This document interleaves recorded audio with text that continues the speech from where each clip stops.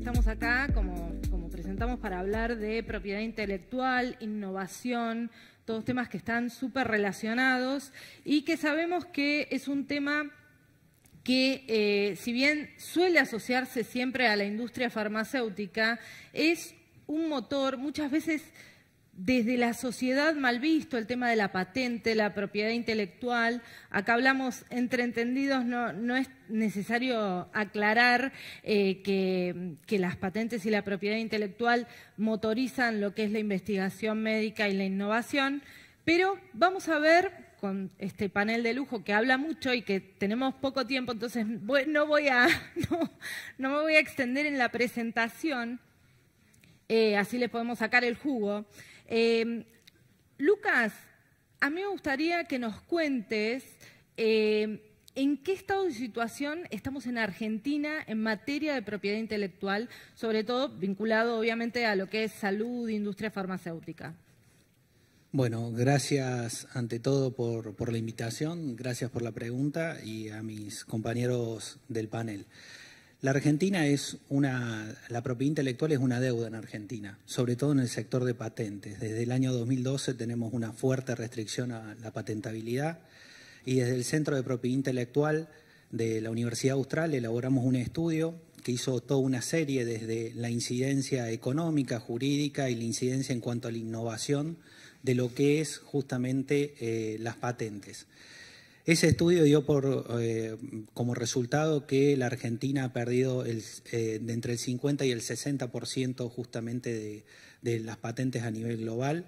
Eso quiere decir que las moléculas tardan en llegar entre 5 y 7 años a la Argentina con restricciones, que no se patenta y que según el último reporte del jefe de gabinete, el 144, lo que sucede es que en comparación a otras industrias se concede en lo que es químico y farmacéutica un 90% menos, hay un 90% de rechazo en comparación a la estadística general que es un 60%. Eso, como vos bien decías Florencia, tiene una incidencia en la calidad de vida, pero muchos estamos discutiendo y la salud es un tema transversal, no solamente la calidad de vida, sino a la incidencia económica y la evolución económica. Y cuando tenemos un sistema deficiente de propiedad intelectual, lo que estamos fomentando en realidad es la generación y la realización justamente de más pobreza. Porque no atraemos investigación científica, porque no atraemos justamente no dejamos que nuestros científicos lleven la ciencia al mundo. Y eso, en definitiva, repercute no solamente a la actividad privada, sino a la actividad pública. Y Lucas, en relación a otros países, puede ser de la región, ¿cuál es nuestro norte? ¿Cómo podemos compararnos incluso con países de la región o de más lejos, digamos? ¿Cómo estamos? La Argentina hace 10 años que cae en el índice global de innovación. Nos ubicamos como primeros entre segundos en la región de Latinoamérica. Detrás de México compartimos en la década del 90 ese lugar con Brasil y hoy estamos, si lo trasladamos a términos futbolísticos, estamos peleando el descenso. Pasamos de pelear justamente los 3 primeros lugares de innovación a hoy pelear el lugar entre 8, 10 regional. ¿Eso en qué repercute? Repercute que nuestros socios comerciales, por ejemplo en el Mercosur, nos hayan duplicado o triplicado en cantidad de patentes. Brasil nos ha multiplicado por 10 en cantidad de patentes. Y la realidad es que no es la dificultad solamente para atraer inversiones extranjeras. Y esto es crucial. Vos recién decías que muchas veces la percepción de la propiedad intelectual es algo negativo. Y yo voy a cambiarte esa ecuación. En realidad es algo que si nosotros generamos propiedad intelectual, un país que tiene premios Nobel, hay países que generan propiedad intelectual y no los tienen. Si nosotros generamos propiedad intelectual, generamos la posibilidad de que nuestra ciencia llegue al mundo. ¿Y a través de qué? Esto no se trata solamente de la soberanía argentina, se trata de entender la economía global que tiende a cooperar. Hoy un ejemplo básico y no me voy por las ramas porque tenemos 1 minuto y medio por respuesta. Un ejemplo básico es lo siguiente. Hoy hay que pensar que la innovación arranca a pocas cuadras de aquí, por ejemplo, en un laboratorio de una universidad nacional, como puede ser la UBA. Allí hay una empresa que investiga una enzima, una proteína, y la aplica justamente y la aísla. Eso permite hacer una modificación biotecnológica o una modificación en la industria farmacéutica, y eso se puede traducir en un medicamento. Doy un caso, por ejemplo, de nuestra universidad. Nuestra universidad, el Hospital Austral, permitió justamente hacer un aislamiento que tiene una tecnología que puede dar respuesta al cáncer. Y eso, si yo no tengo la posibilidad de ofrecerle a un inversor extranjero la posibilidad de permitir que me dé los recursos para escalarlo, puede quedar en la nada. Siempre peleamos o siempre estamos justamente en nivel cero de esta discusión. Y tenemos que apuntar a un nivel más. Tenemos que tener hambre de futuro y hambre de posicionarnos en el mundo. Bien. Y Martín, Lucas hablaba de deuda, de que estamos peleando el descenso, de que estamos básicamente mal. ¿Qué puede hacer el Congreso, qué pueden hacer los legisladores para revertir esto, para sacarnos del descenso, para ponernos a pelear en grandes ligas? ¿Cómo puede ser un facilitador de innovación? Tengo una nena de 3 años, Margarita, y está fanatizada con la película Encanto de Disney. No sé si la vieron, los que son padres, madres. Y tiene un tema que dice, "We don't talk about Bruno". O sea, imagínate que en el Congreso se tiran vasos de agua, se insultan. Entonces, no, o sea, imagínense 10 lucas en el Congreso. ¿Cómo podría cambiar la película? El problema es que el Congreso de por sí tiene un problema de diseño metodológico, tecnológico, a la luz de lo que está ocurriendo en el mundo, no solamente en la Argentina, a lo que se le suman los problemas propios de la Argentina que funcionan por acumulación, como bien lo describía Lucas recién. Concretamente, lo que creo es que una expectativa razonable, y que depende en parte también de este auditorio y de mucha de la gente que pertenece a la industria, es cómo empezar a hacer cosas diferentes en relación al Congreso de las que hicimos en los últimos 20 años. Yo tendría muy bajas expectativas de lo que se puede esperar del Congreso en materia de innovación, que el propio Congreso mejore demasiado, pero sí sería muy puntual, muy puntilloso, y me obsesionaría con al menos esperar que el Congreso los deje innovar a ustedes. Entonces, creo que con una fórmula, y que en ese sentido creo que tanto el presidente Milei como Federico Sturzenegger, al menos en espíritu, están tratando de liderar este proceso de desburocratización de la Argentina. Creo que no hay solamente expectativas para tener desde el Congreso, sino también desde el Ejecutivo. En este sentido, quiero mencionar que en algún punto me preocupa entre esta narrativa de la desburocratización y de, como dice mi profesor Sturzenegger, pero lo que vos querés es optimizar procesos del Estado o lo que querés es desmantelar procesos que no deberían existir. Cuando veo lo que empieza a pasar con la Agencia de Tecnologías Sanitarias, que es algo estrictamente de la órbita del Ejecutivo hasta ahora, tengo que decir que, visto y considerando el espíritu al que nos convocó el propio Federico, vale la pena poner un manto de duda sobre si eso va a funcionar o no. Yo tengo la certeza más próxima a la idea de que eso no va a funcionar, y por lo tanto no es solamente que el Congreso innove o les permita innovar a ustedes con adhesiones como el PCT y demás, sino que además el propio Ejecutivo, en esta misión con la que se han comprometido, mínimo que el Estado no sea parte del problema para poder liberar al sector público sobre estas capas de problemas que ya narró Lucas y que nos pusieron en el fondo de la tabla, y que si le seguimos agregando burocracia vamos a empeorar. Bien. Y Martín, ¿cuán importante es para atraer inversiones y incluso para la economía local la previsibilidad normativa en un país en el que no siempre somos previsibles? En el sector farmacéutico es súper previsible la Argentina. Digamos, al revés, es extraordinariamente previsible. Ahora, el problema es que a veces confundimos previsibilidad con rutina, ¿no? O sea, por lo menos llevamos 3 décadas de un modelo regulatorio en la Argentina con una certeza, una certidumbre jurídica, que es que no vale la pena invertir acá. Entonces, acá no tenemos un problema de inseguridad jurídica ni un problema de previsibilidad. Es más, les invierto el razonamiento. Este año, por distintas circunstancias, yo estoy en la Comisión de Ciencia y Tecnología, que idealmente en algún momento deberíamos fusionarla con salud y otras, como pasa en los países razonables, que han tenido una misión al respecto de las patentes y del desarrollo científico.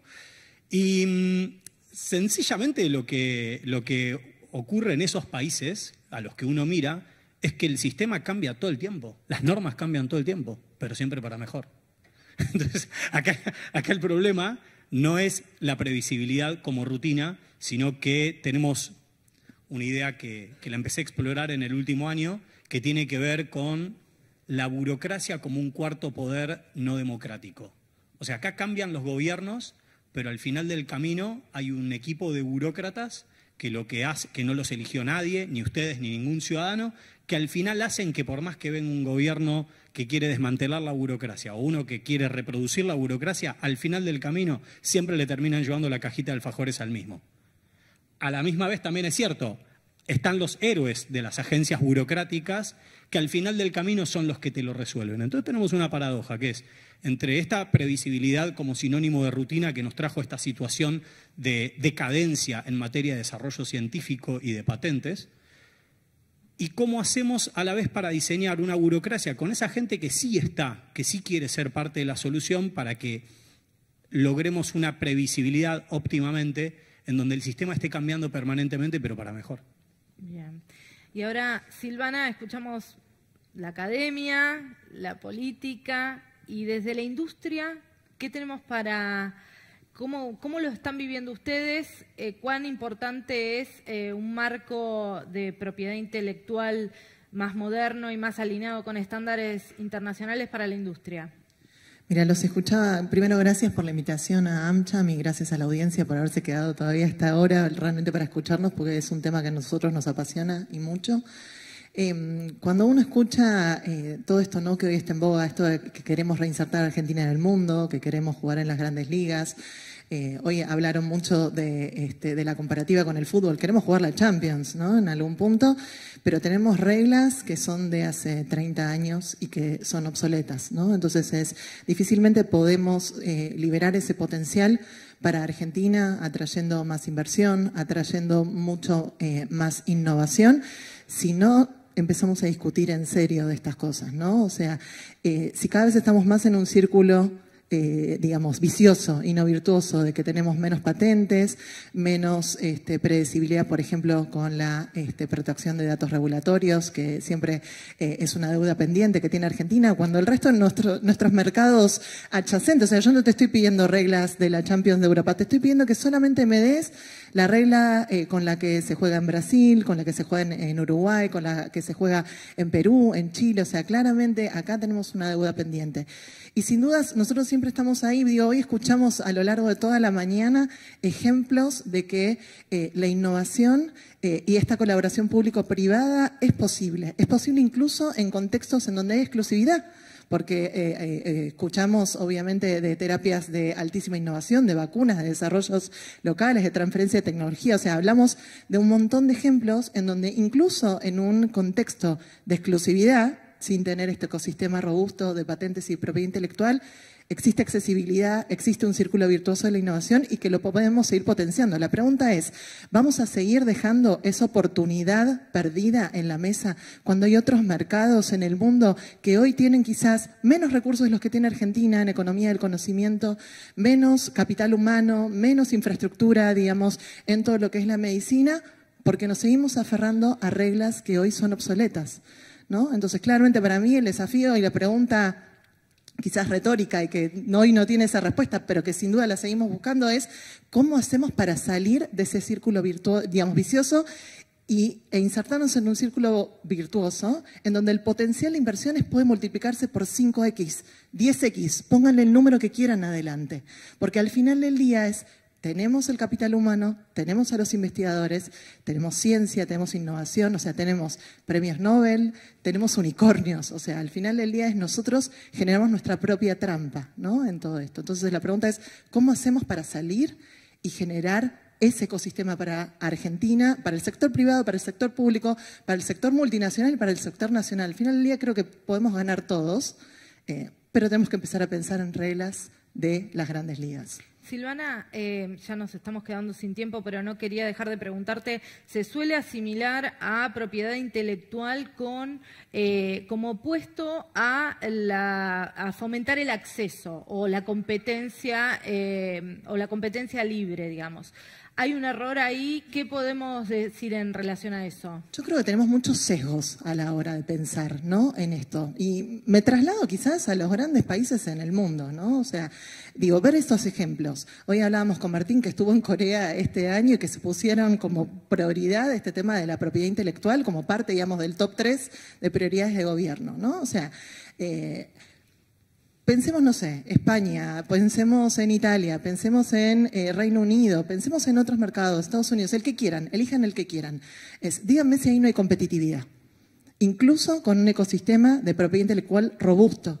O sea, hay un círculo virtuoso de la innovación, ¿sí? O sea, se otorga una patente, el investigador, el que corrió el riesgo de invertir en esa molécula o en ese desarrollo, puede recuperar su inversión, caduca la patente, se libera la competitividad y se vuelve a reinvertir. Y ese círculo virtuoso existe y existe en muchos más países del mundo del que existen nuestras reglas de negocio. Entonces digo, me pregunto yo, si funciona el resto del mundo, ¿por qué no podría funcionar acá? O sea, existe prueba de que está eso en todo el resto de los mercados, ¿no? Creo que podemos aprender mucho más de todo eso y traer de lo mejor para nuestra Argentina. Muy bien. Sí, por favor. Perdón, es muy corta, pero esto que acaba de decir Silvana, como una obviedad, yo creo que sobre PCT, en general, la adhesión al PCT, es conformarse con migajas. O sea, es una humillación para esta sala que la Argentina, después de 2 décadas, siga sin adherir al PCT. Y el que busca conformarse con migajas se queda con nada al final del camino. Entonces, imagínense una utopía como la que acaba de describir Silvana. No solamente adherir al PCT, fast track para tratamientos que ya están aprobados por la FDA o el EMA, que tengamos sandbox para IA aplicada a investigación clínica, protección de datos de prueba por 5 años, investigación clínica. Ahora, ustedes me dicen, y cuando nos dicen, no, bueno, pero político, re difícil, no, es re fácil. Miren, implica esto, o sea, es levantar la mano. Hay que leer, hay que saber cosas que son obvias en el mundo. Entonces, yo lo único que les quiero decir es, nos hicieron creer o les hicieron creer que esto depende mucho menos de todos ustedes y estoy bastante seguro que al final del camino, si nosotros tenemos el desarrollo de una visión alrededor de la propiedad intelectual, de cómo hacemos de la Argentina patente más y nos ponemos un objetivo en esta sala, que es cómo hacemos para que los argentinos accedan a los mejores medicamentos posibles al menor costo posible. La respuesta es fácil y depende mucho más de ustedes lo que les hicieron creer. Estamos sin tiempo, pero no quiero dejarlos, Lucas, Silvana, si quieren cerrar con algo muy breve. Si no, damos por cerrada. A ver, coincido con lo que dice Martín, pero creo que el ecosistema, particularmente de salud, no solamente se basa en el esfuerzo de una parte. Creo que hay una parte que sí ha puesto el esfuerzo, que tiene intención de traer innovación, que tiene intención de generar que esto se traduzca en puestos de trabajo, que esto se traduzca en una mejora del ecosistema. Creo que esto se construye con regulación. Esa regulación no depende justamente del sector privado y se podría hablar de una escalera de regulación que nos llevaría a ese óptimo, desde la derogación de las guías de patentabilidad y las restricciones de la resolución conjunta, pasando por la adopción de la protección de datos de prueba y llegando a una escala justamente, no solamente con el Tratado de Cooperación en materia de patentes, sino adaptando todo eso a crear un verdadero hub de innovación y de innovación en salud. Gracias, Lucas. Silvana. Es que me sumo a esto, ¿no? Siempre hablamos de energía, hablamos de agro, hablamos de un montón de industrias que, nada, están obviamente dedicadas en recursos que son finitos, escasos en algún punto, o bueno, que dependen obviamente del clima, lo que fue, digo, la economía del conocimiento. hoy no tiene límites en el mundo, ¿no? Y más ahora en la era de la inteligencia artificial. Todo esto se inserta en esa economía. Podemos estar pensando que Argentina puede... Digo, hoy hablamos de los RIGI en energía y demás, digo, pero ¿qué pasa si empezamos a pensar desde otro lugar, ¿no? O sea, con otras reglas en la economía del conocimiento de vuelta. Y les vuelvo a traer, pongamos el número que queramos adelante de la X, pero Argentina tiene ese potencial para seguir escalando en la atracción de nuevas inversiones. Gracias a todos por la atención. Gracias, Silvana, Martín, Lucas. Gracias a todos.